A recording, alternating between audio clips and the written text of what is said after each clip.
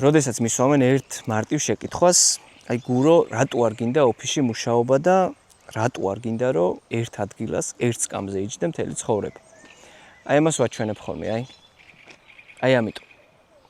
მოგზაურობ, ვათვალიერებ ძალიან მაგარ ადგილებს, საიდანაც მინდა იქიდან მუშაობ და არ ვარ ვალდებული და არ მაქვს არანაირი სურვილი რომ ერთ ადგილას ვიყო მიწებებული და მიკერებული. აი ზუსტად ამიტომ, ნახეთ. ჩიტების ჭიკჭიკის ხმას უსმენ, გავარ მდინარესთან და სიამოვნებს. წავალ ცოტა ხანში ჩემს საქმეს გავაკეთებ. რატო უნდა ვიყო ოფისში მითხარით?